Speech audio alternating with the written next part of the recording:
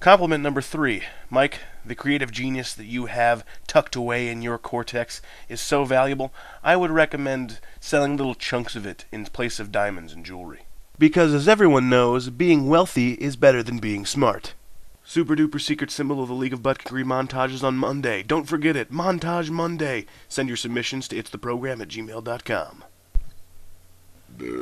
Good morning, butt kickers. It's January 28th, the 28th day of 2011, which means that 464 years ago today, King Henry VIII of England bit the dust. I watched The Tudors on Showtime, and that dude was like really messed up in the head, bro. I'm assuming that most of my viewers will celebrate his reign today by marrying 6 women and beheading 2 of them. Do it for the Henmeister.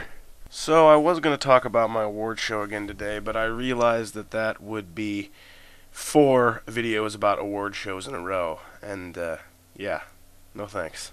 So, lucky for me, there's an insipid and fun to talk about news story that's rearing its pretty little head right now. Okay, so this California woman recently filed a class action lawsuit against Taco Bell.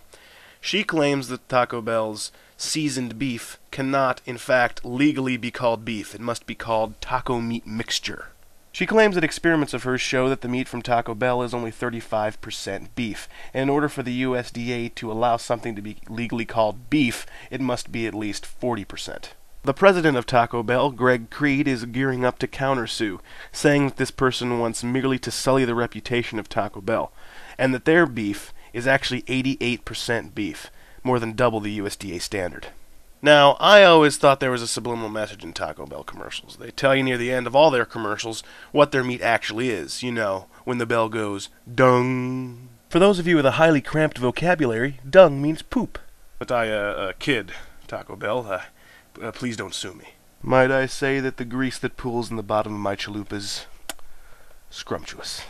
But in all seriousness, their beef is probably beef. And I kind of feel like people have been joking about the quality of TB's beef since, like, the beginning of time, or at least since the beginning of TB. Plus, I've always been pretty opposed to the gaudily stereotypical American impulse to sue the nearest living organism, so I'm with TB on this one.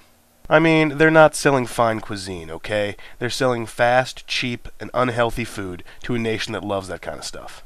They're doing it honestly and unabashedly. Why on earth would they feel the need to feed people not beef? You may love Taco Bell, you may think it's the bubbling muck from the tar pits of Tartarus, but either way, like with most things, you just gotta listen to the Beatles and let it be. If anything, the counterattack from Taco Bell shows us this: you mess with the bull, you get the horns. Which I guess is a pretty good indication that Taco Bell does use actual beef. Until tomorrow, I'm Griffin, I'm still talking. Yo quiero butt kickers.